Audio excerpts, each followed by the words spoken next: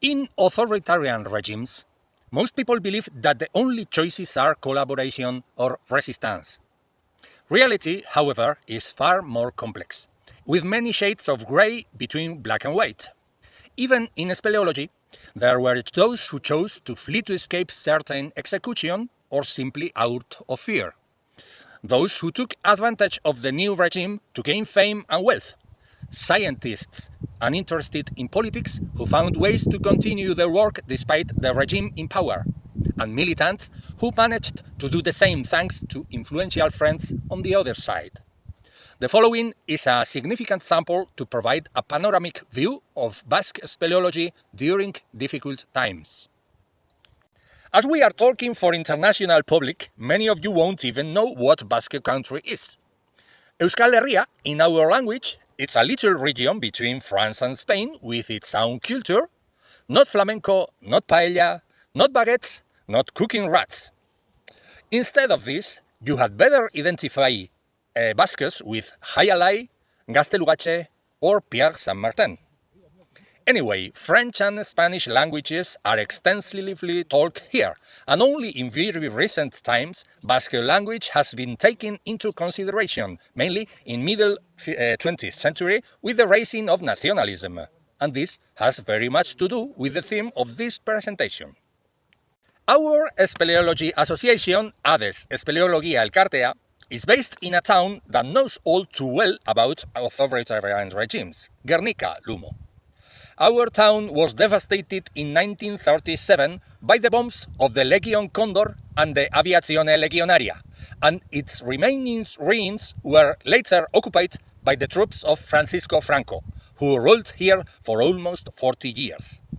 As his fascist regime was coming to an end, a group of squatters broke into the facilities of the Speleo group of the OJE, a Francoist youth organization, and appropriated their underground research equipment. That was the beginning of our association in 1978.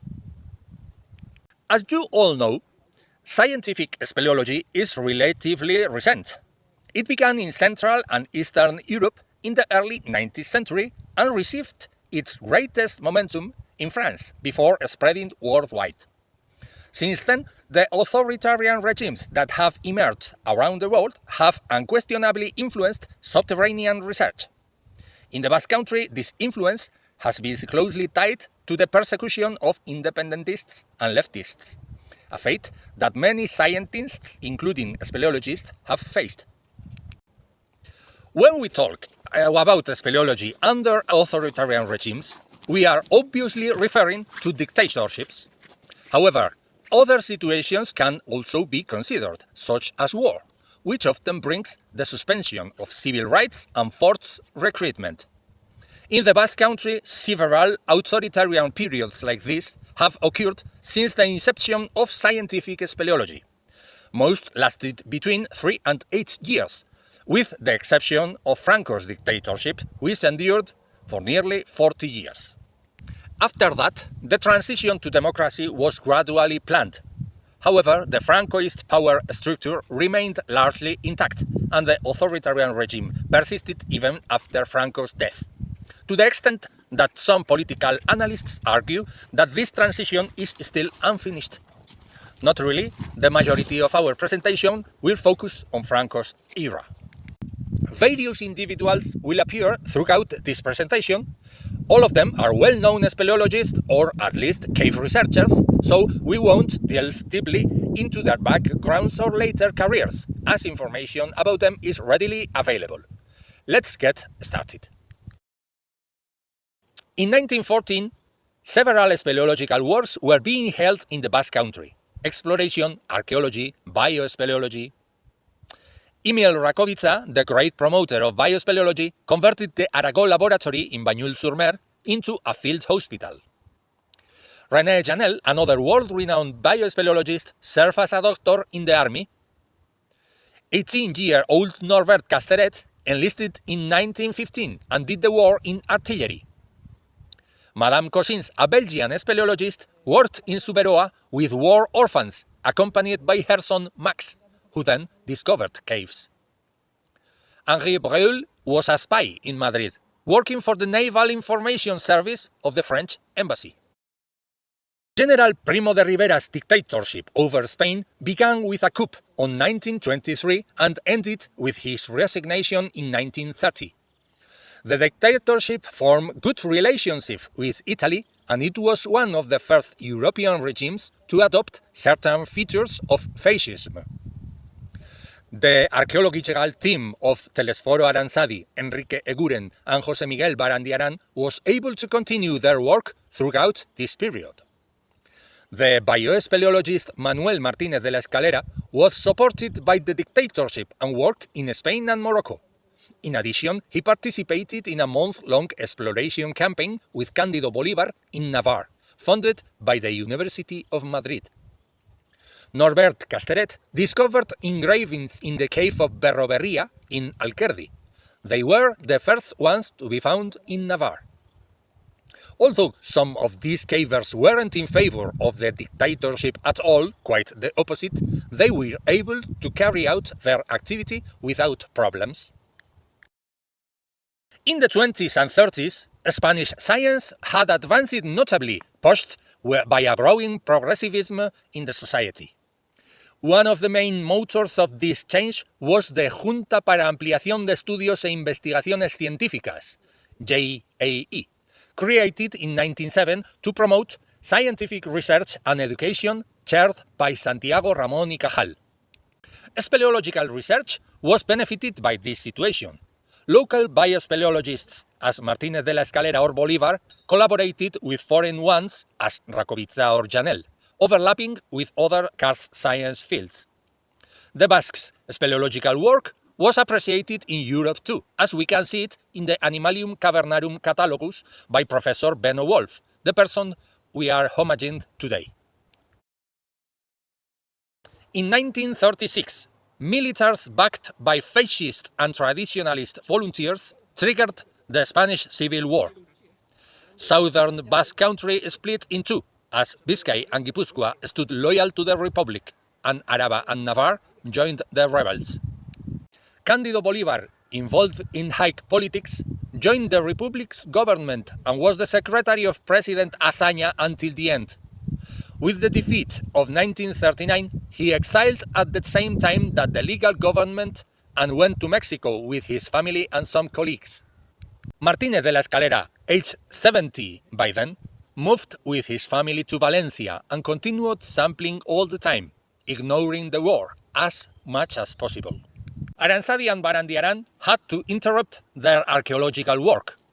Aranzadi, aged 76 by then, returned to his home in Barcelona. Barandiaran had to flee Spain and got refugied in the North Basque Country. During the war, Juan Manuel Urquijo Landecho, Marquis of Loriana, heard about the archaeological findings of Casteret in Alquerdi Cave, and he decided that this was the occasion to go down in history. He had no idea or previous experience of archaeology, but he was Francoist. Even so, the caves were put to special use in Navarre. During the war and the early years of the dictatorship, paramilitary gangs were organized to carry out selective assassinations. The victims were bundled into trucks and taken to uninhabited areas, where they were killed and often thrown into potholes. After the fascists' victory in Spain, Franco's dictatorship started. During nearly 40 years, various underground movements emerged, both to survival and resistance against the regime. We will return to this topic later. 6 months after the end of the Spanish Civil War, the Second World War put Europe on fire. The conflict reached the Basque Country in the moment of this photograph, in June 1940. Again, the Basque lands were divided in two. The Nazis occupied the whole province of Lapurdi, including its sea coast and the main border crossing to Spain, and half of Basque Navarre up to its capital, Saint-Jean-de-Pied-de-Port. On the other hand, the Vichy government retained control of the rest of Basque Navarre and Zuberoa. Norbert Casteret, 43 years old, widowed and with 5 children to support, was clearly in no position to fight. Despite of that, from his residence in Haute-Garonne, he contributed to the resistance with his speleological knowledge. In 1939, Georges Laplace, a 21-year-old teacher in the Basque Béarnais village of Esquil, was called up for military service. After the armistice of France, he joined the resistance and was lieutenant in charge of training and operations of the Maquis. José Miguel Barandiarán, like thousands of other Spanish refugees, was harassed by Nazis and French collaborationists, but was able to continue his research and sometimes help smugglers, despite the Gestapo's surveillance.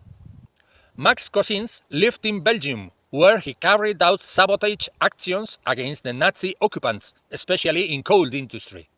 He was interned in Dachau concentration camp, from where he was released in April 1945 with tuberculosis. By the end of the year, he returned to the Basque country to follow his explorations. Also in Belgium, a 15-year-old Felix Ruiz de Arcaute was too young to join the resistance, but tried to help somehow. He organized a raid with his friend to the small Nazi airfield of Braschaat near Antwerp and dismantled the engine of a German plane. This authoritarian period lasted an extraordinarily long time, and its circumstances evolved over the years, just as the situations faced by speleologists did. In the 1940s, Franco's regime followed the process of fascistization already begun during the Spanish War until the defeat of the Axis powers in the Second World War. In this time, reprisals were taken against the losers of the war through the development of ad hoc laws. The fascists' victory turned upside down the scientific and academic panorama of Spain. The porched chairs were filled with Francoist substitutes, often low-profiled. The former institutions were dissolved and reformed. Spanish science got rid of any trace of progressism. International relations were cut. The new regime created the Consejo Superior de Investigaciones Científicas on the JAE's infrastructures and centers. Out in Mexico, Cándido Bolívar remade his life and was one of the main starters of Mexican speleology. Francoists tried to delete his scientific records in Spain, same as his father, Ignacio Bolívar, who introduced him in science and speleology. Both developed brilliant scientific careers in Mexico. Manuel Martínez de la Escalera decided to stay in Spain, backed by the prestige of his long scientific career. Escalera tried to adapt to the situation, but he was affected by political suspicion and the purges undertaken. He died in 1949, and no scientific journal published his obituary in Spain. Only the Ciencia magazine did it in Mexico. That journal had been created shortly before by the Bolívar family, his friends, to host the scientific production of the exiled Spanish scientists. After the war, the Marquis of Loriana published several papers with the dates given by Castellet as if they were his. By 1941, he had become chief of archaeological excavations of Biscay, and his excavations are nowadays considered a model of the procedures to be avoided in archaeology. Joaquín Gómez de Llarena, a geologist, had already an outstanding research and teaching career before the war. He was able to keep his job, but his leftist profile earned him the reprisals of the victors. He was transferred from Madrid to the Basque country. We Basques gained from this reprisal, as Llarena was a brilliant scientist who made valuable contributions, including speleological ones, over the next 15 years. Let's look at Catalonia for a moment. There, a nucleus of specialists at the Zoological Museum of Barcelona promoted several biospeleological campaigns in Spain. The influence of these Catalans was decisive on Basques, and in 1945, when Telesforo Aranzadi died, they decided to set up a Basque scientific society and name it after him. At the time, such things were considered suspicious, That is why they sought the involvement of open-minded people close to the regime. The main driving force of the project was Jesus Elosegui, a speleologist who was repressed for his nationalist ideas. By focusing on what united them, science, and avoiding what separated them, the Aranzadi Science Society was officially founded in 1947, and most of the people we are mentioning were part of it. They managed to work throughout the Franco regime, and nowadays they still continue to be one of the main scientific references in the Basque Country. In fact, the first section created in the Aranzadi Society was the speleological one. Although on the surface it was necessary to keep up appearances, in the underground the differences were blurred, and things that outside could mean prison, for example displaying a Basque flag, were tolerated. Indeed, it is striking the amalgam of different ideologies that were in Aranzadi.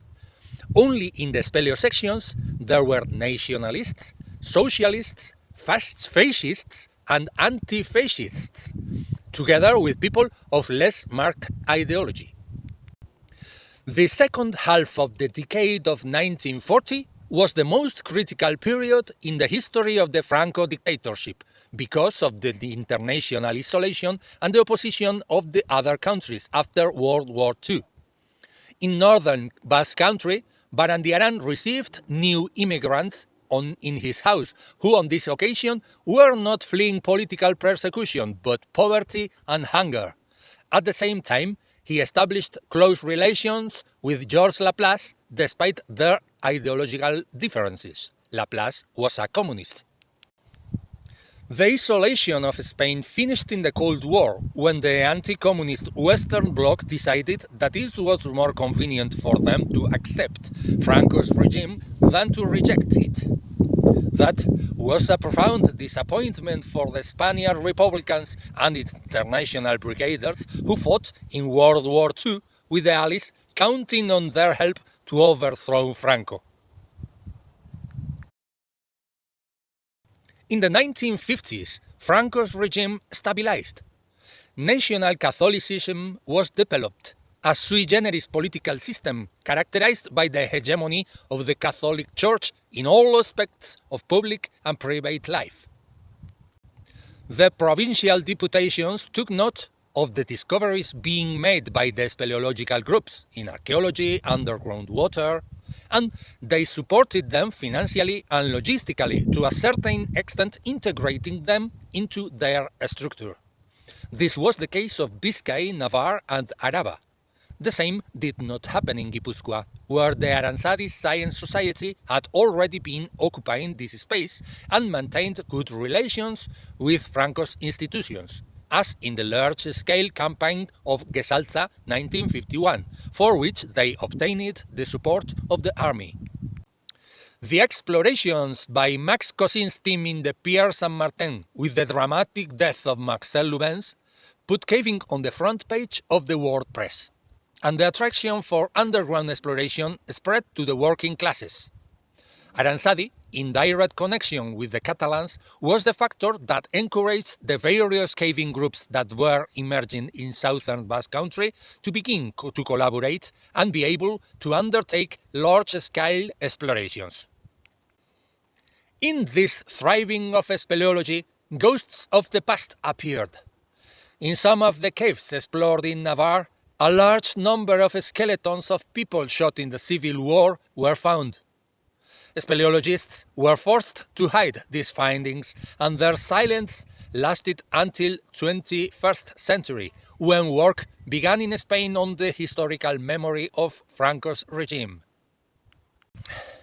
One of the speleologists who found these bodies was Félix Ruiz de Arcaute.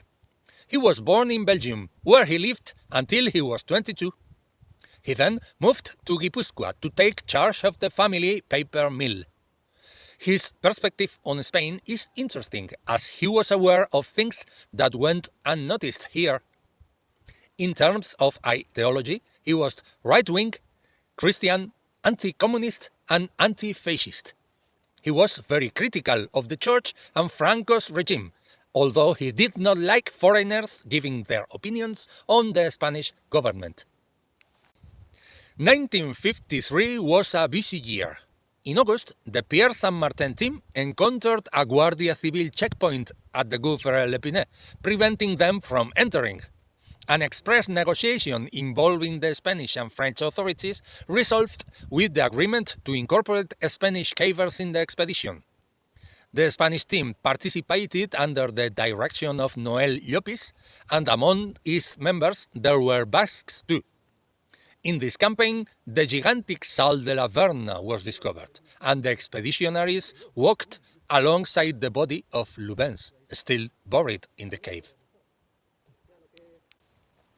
In October 1953, José Miguel Barandiarán returned to the southern Basque country, considering that he had sufficient guarantees that he would not be arrested.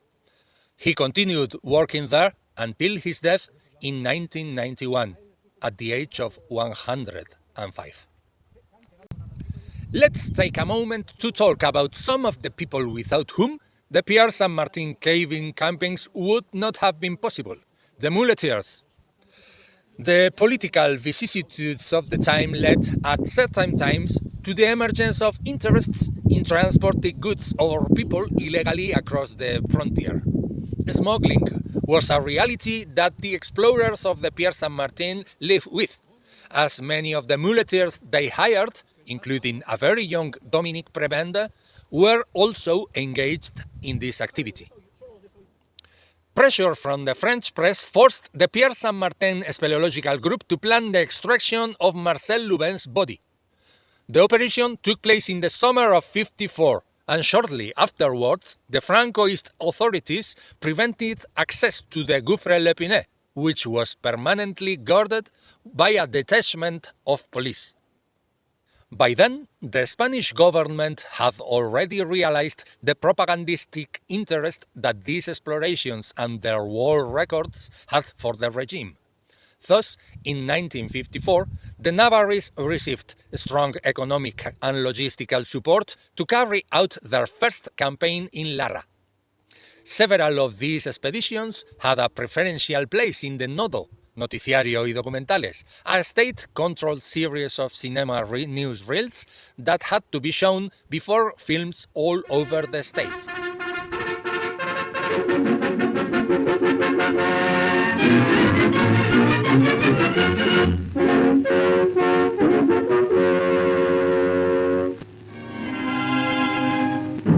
Con motivo de la celebración de las jornadas espeleológicas vasco-navarras, se inaugura en Vitoria el primer salón de fotografías subterráneas. Está realizado por la agrupación excursionista Manuel Iradier, bajo el patrocinio de la obra cultural de la Caja de Ahorros y Monte de Piedad de Vitoria. Del tema fotográfico saltamos al tema real y contemplamos el campamento de los espeleólogos reunidos junto a la cueva Mairuelegorreta, que está situada al norte de la provincia de Álava, en las estribaciones del Monte Gorbea. Asisten 90 exploradores y algunos aficionados van a hacer sus primeras armas junto a los maestros.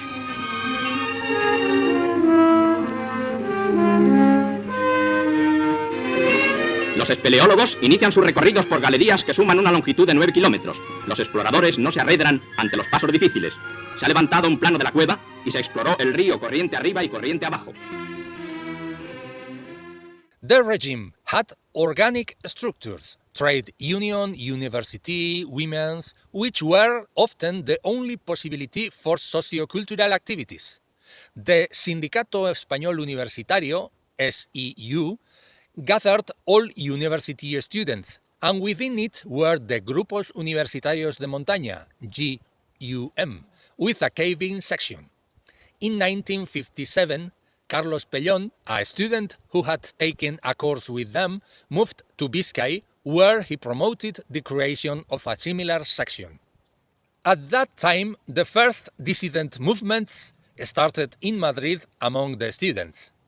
The SEU syndicate played a pivotal role in this conflict, since many of its members were in favor of evolution. It was in this situation that the speleologists of the GUM undertook in 1958 the topographic survey of the Torca del Carlista, a cave discovered that same year in Biscay that housed one of the largest chambers in the world. It was a large-scale expedition in which 17 speleologists took part and spent 10 days bivouacking inside.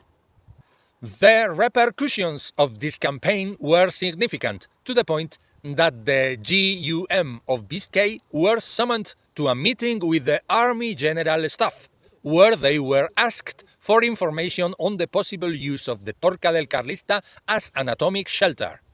The Cold War was in full nuclear arms race and escalation, and the danger of a large-scale confrontation was real.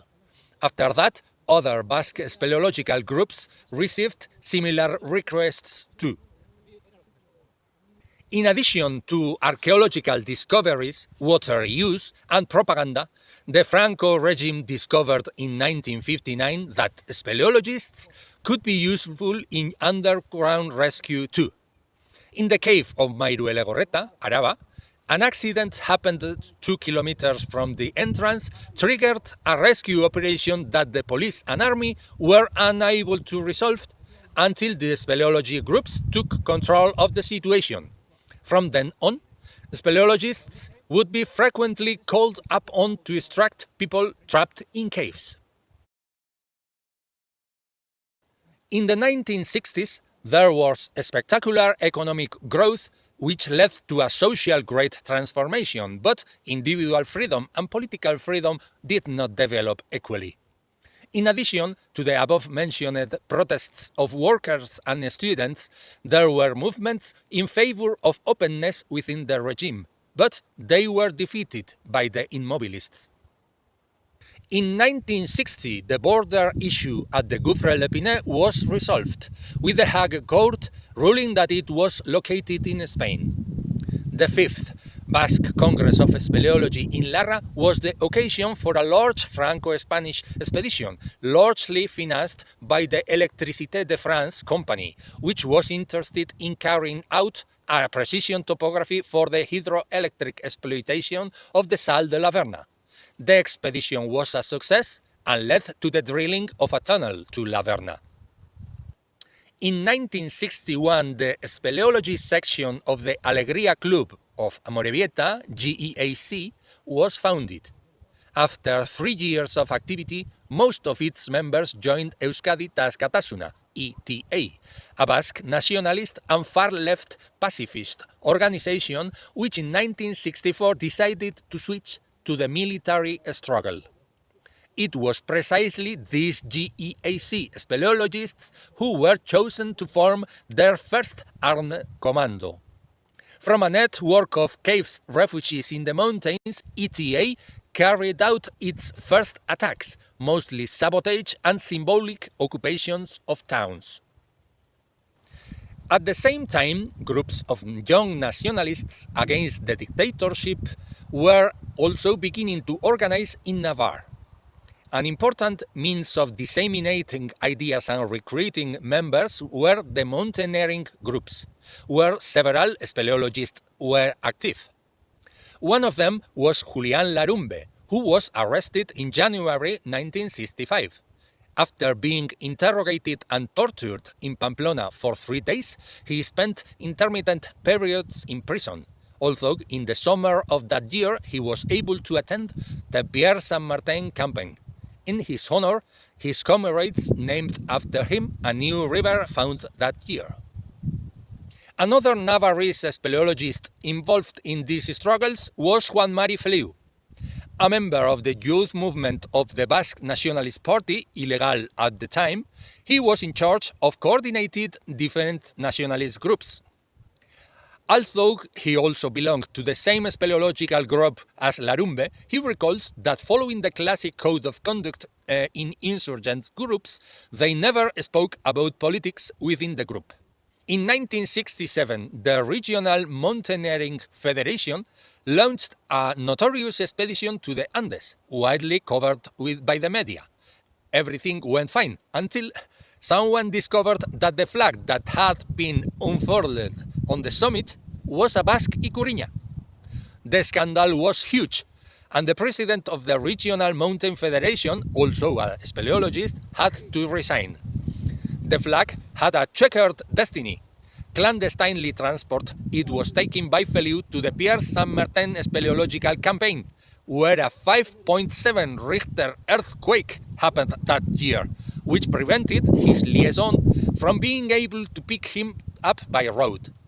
Combining the walk with hitchhiking to the rescue vehicles, Feliu arrived in Basque.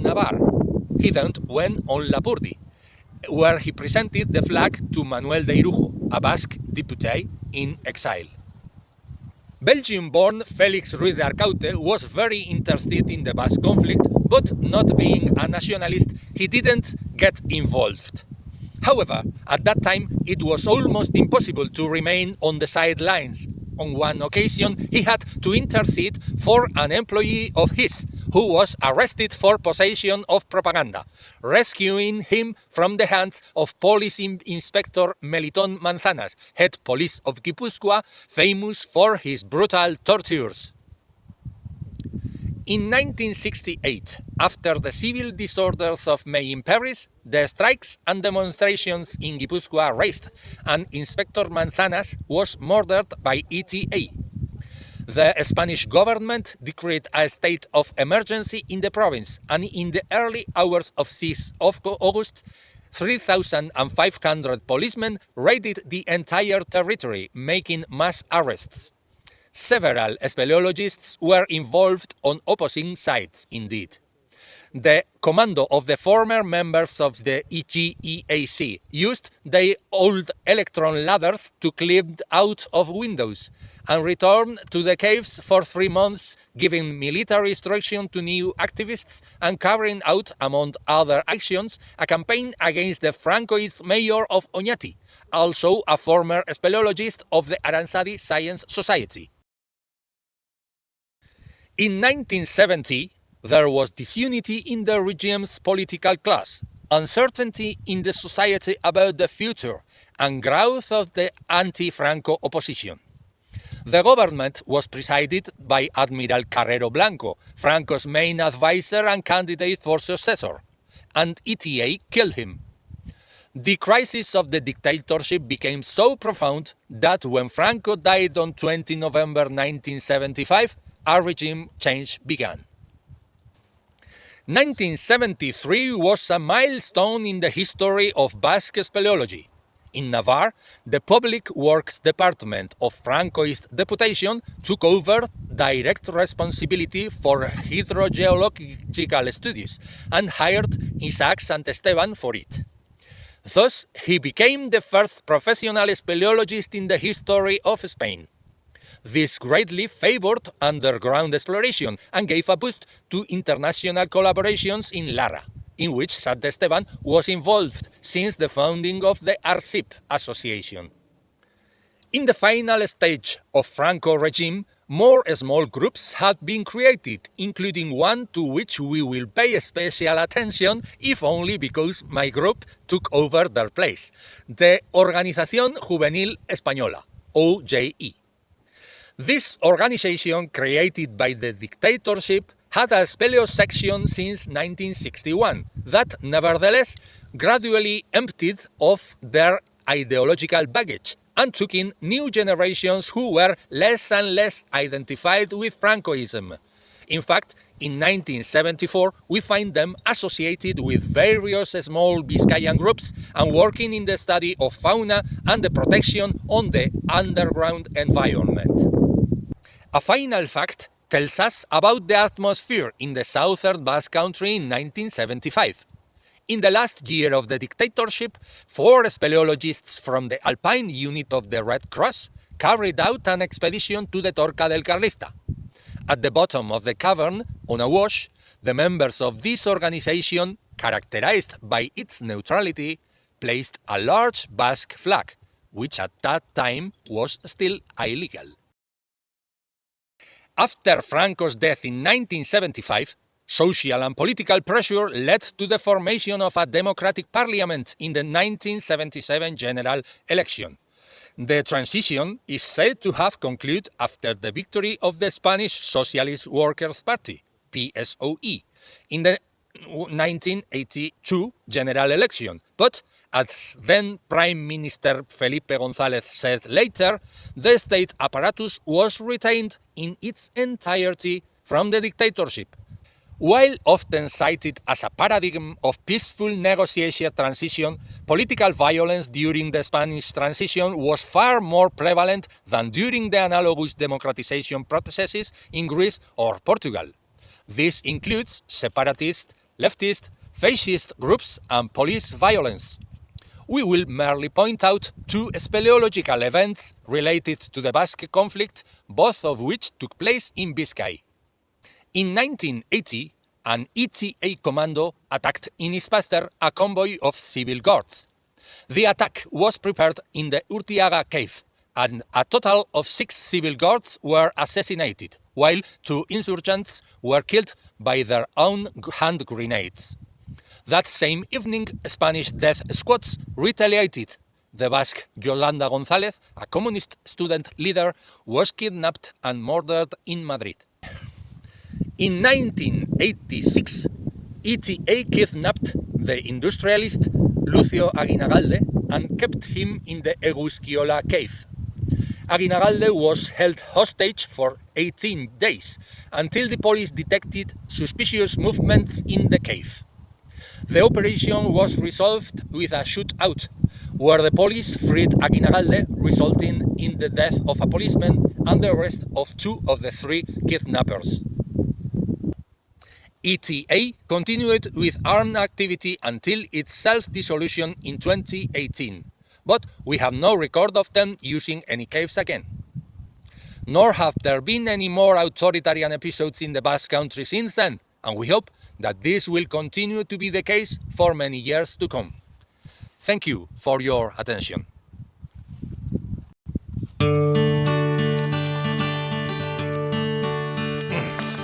And there's no fry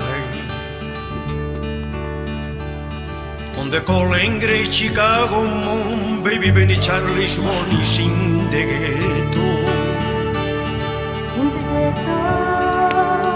And they heard mama cry, cause the nifi one sido ni modliti angry mouth in the ghetto. Piponjo on the time the chili hill pija, e hill grovion de John Monday.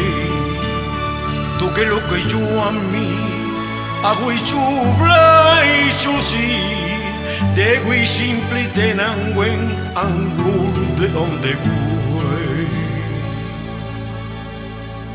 gui de vuelte. Antoa, edo zein zara? Zein zara? Antoa? A ber, egin kaso, esan kaixo munduari. Apa! Egunon! Starer churruan street, naili just to feel he found facing the ghetto. Out in Mexico, Cándido Bolívar remained his life and would be one of the main starters of Mexican speleology. Francoists tried to delete his scientific reports in Spain, same as his father, Ignacio Bolívar, who introduced him On the young man died. On the calling great Chicago moon, the little baby Charlie is born in the ghetto.